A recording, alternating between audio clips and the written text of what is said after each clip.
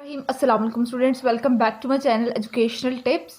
कैसे हैं आप सब? उम्मीद करती हूँ आप सब बच्चे बिल्कुल ठीक होंगे। तो बच्चों, आज मैं आपके साथ जो शेयर करने जा रही हूँ वो है हमारे पास एक्सरसाइज 3A। और एक्सरसाइज 3A ये यूनिट नंबर 3 है हमारे पास। और ये पे आप सब बच्चे अपना पेज नंबर ओपन कर लीजिए, पेज नंबर 37। पेज नंबर 37 के ऊपर है हमारे पास एक्सरसाइज 3A। आप सब बच्चे अपना एक्सरसाइज 3A ओपन कर लीजिए। मैं आप लोगों को आज इसकी डिटेल में सब कुछ समझाने जा रही हूँ। तो चलिए स्टार्ट करते हैं अपना आज का लेक्चर। देखिए, सबसे पहला जो हमारे पास क्वेश्चन है यहाँ पर वो है हमारे पास fill the blank with appropriate digits to make the number. आपने ये जो ब्लैंक है इसको फिल करना है। अब देखिए, जो पार्ट नंबर ए है, हमने कोई एक ऐसा नंबर लिखना है यहाँ पर कि जिसके थ्रू ये वाला जो होल जो नंबर होगा वो डिविजिबल बाय 11 हो जाए, यानी 11 के ऊपर वो डिवाइड हो सके। ठीक है, तो सबसे पहले हम लोग देखते हैं कि हमारे पास 11 का डिविजिबिलिटी रूल क्या था। Sum the digits alternatively and the difference between the sum must be 0 or the multiple of 11। अब ये बात ये कह रही है हम लोगों को कि हम लोग जब अल्टरनेटिवली यानी एक नंबर छोड़कर एक नंबर के साथ छोड़कर एक नंबर छोड़कर दूसरे नंबर के साथ जब लिंक करेंगे, जैसे ये और उसका इस दोनों को जब ऐड करेंगे तो या तो फिर ये इन दोनों को सम करने के बाद जो इन दोनों के जो आंसर होंगे उनको जब हम लोग माइनस करेंगे तो वो 0 होना चाहिए, या फिर कोई ऐसा नंबर होना चाहिए जो कि 11 के ऊपर जाता हो, यानी 11 का टेबल के अंदर से कोई एक नंबर हो। ठीक है, अब जैसे पार्ट नंबर 1 देख लेते हैं, 76-2। ठीक है, 7 प्लस 1 कर देंगे और यहाँ पे 6 प्लस 2 कर देंगे, तो दोनों का आंसर क्या आएगा? 8 आ जाएगा। अब 8 माइनस 8 करेंगे तो 0। तो ये क्या था? ये रूल पूरा ओबे कर रहा है कि मस्ट भी 0 हो गया, 0 हो गया। अब पार्ट नंबर 2 के अंदर भी देख लेते हैं। आप लोगों ने ना यूँ करना है कि देखिए, पहले 1 को ऐड कर दें। ठीक है, 1 + 1 2 हो जाएगा। अब डैश के अंदर एक ऐसा डिजिट लिखें कि जो अगला जो आंसर आए उन दोनों को ऐड करने के बाद वो भी 2 आए, तो 0 लिखेंगे, क्योंकि 0 + 2 करेंगे तो 2 आ जाएगा। 2 - 2 0 हो जाएगा। ये डिविजिबिलिटी रूल ओबे हो गया। ठीक है, अब थर्ड और फोर्थ पार्ट को देखते हैं हम लोग। अब यहाँ पर नंबर ज़्यादा हैं तो हम लोग लूप चेन बनाएंगे 3 की। पहले ये उसको इसी तरह से ये और ये। ठीक है, तो यहाँ पर देखिए, यहाँ पर एक में 25 आया, एक में 3 आ गया। अब 25 आया, दूसरे में 3 आ गया। 25 - 3 करेंगे तो 22। 11 मल्टीप्लाई बाय, देखिए 11 मल्टीप्लाई बाय 2 करें तो हमारे पास क्या आएगा? 22। तो ये आ गया ना, तो कौन सा रूल हो गया? मल्टीपल ऑफ 11 वाला। ठीक है, अब फोर्थ पार्ट पे आ जाइए। तो फोर्थ पार्ट भी ऐसी ही है, देख लीजिए। होप सो आपको समझ आ गई होगी क्लियरली। अब जो अगला पार्ट था हमारे पास, बी पार्ट था, वो हमारे पास था डिविजिबल बाय 9। अब डिविजिबिलिटी रूल ऑफ 9 देखें तो 9 का डिविजिबिलिटी रूल क्या होता कहता है? सब of the digit must be divisible by 9। कि जब हम लोग सब डिजिट्स को ऐड करेंगे, आप लोगों को चाहिए कि आप लोग ना ये डिविजिबिलिटी रूल्स याद कर लें। ठीक है, जब याद कर लेंगे ना तो आप लोगों के पास ही वाले क्वेश्चन इजीली सॉल्व हो जाएंगे। अब वो कह रहे थे कि डिविजिबिलिटी ऑफ रूल ऑफ 9 के अंदर देखें अगर हम लोग, तो उसमें वो कहते हैं कि जब हम लोग सारे नंबर्स को ऐड अप करेंगे तो जो हमारे पास जो आंसर आएगा वो हमारे पास 9 के टेबल में होना चाहिए।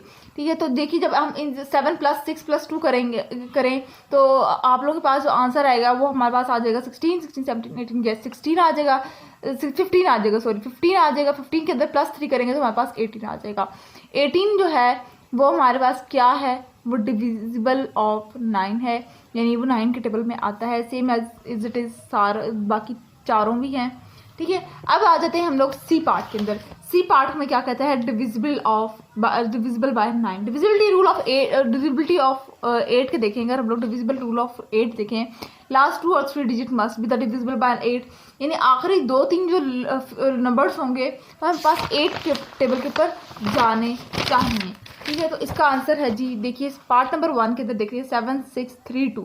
अब इसके अंदर आखिरी 2 को देखें, यानी इधर ऐसा नंबर लिखना था हम लोगों ने डैश के अंदर जो कि हमारे पास क्या हो? 8 के टेबल के ऊपर डिविजिबल हो। ठीक है, 32 8 के टेबल पे जाता है, इसी तरह से 12 8 के अंदर होता है। अब आ जाते हैं 96, same is as it is hair.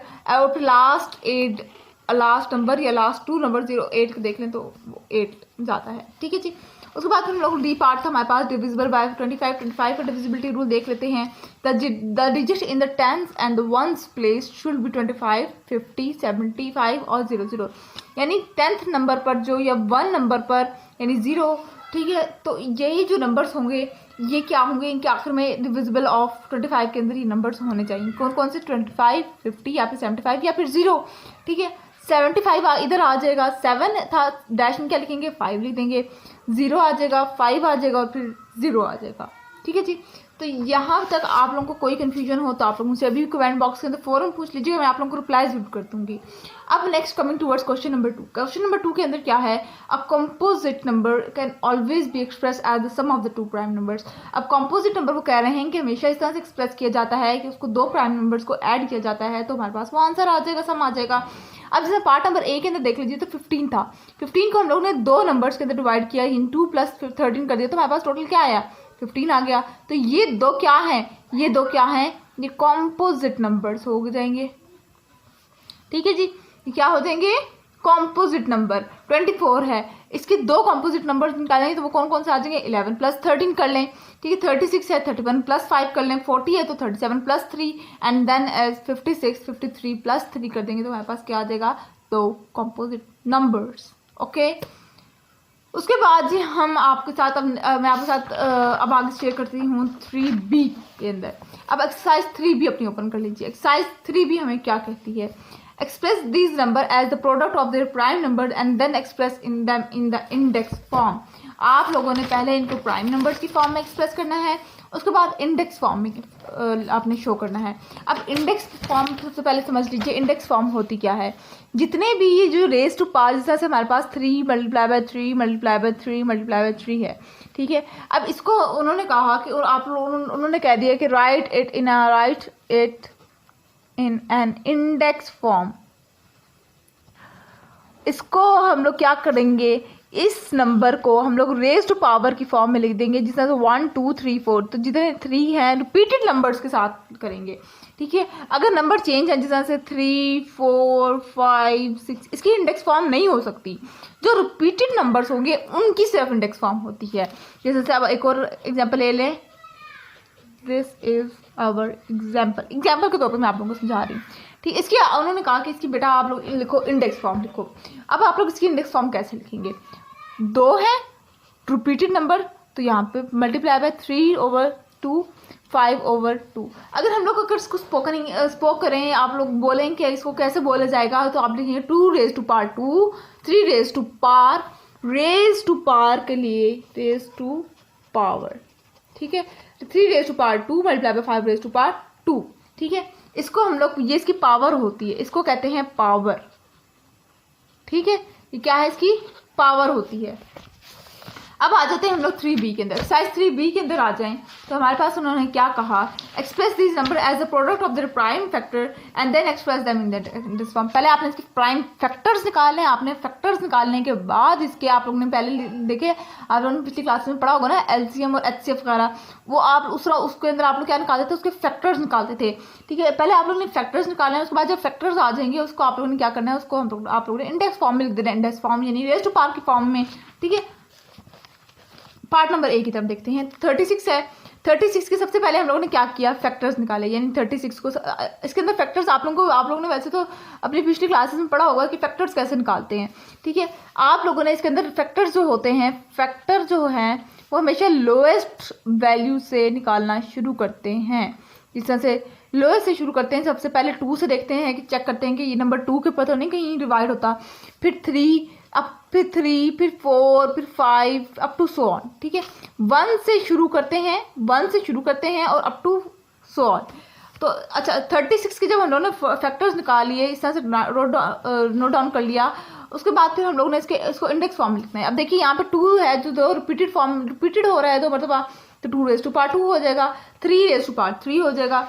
अब अगला आ जाते हैं 64 के अंदर भी इसी तरह से देख लीजिए, अब 2 जो है वो यहाँ पे रिपीट हो रहा है।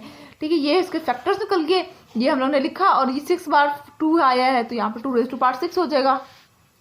81 का भी इसी तरह से होगा। अगले पार्ट के ऊपर आ जाते हैं जी, डी देख लीजिए। अब बस मैं आप लोगों को दिखा दूँगा, आप लोगों को मैंने समझा दिया ना, आप लोगों को फैक्टर तो लेने आते होंगे, आप लोगों ने पीछे पढ़ा हुआ होगा, अगर नहीं आते तो आप लोग मुझे बता दीजिएगा, मैं फ़ौरन उसके ऊपर वीडियो बना दूँगी। ठीक है, देख लीजिए।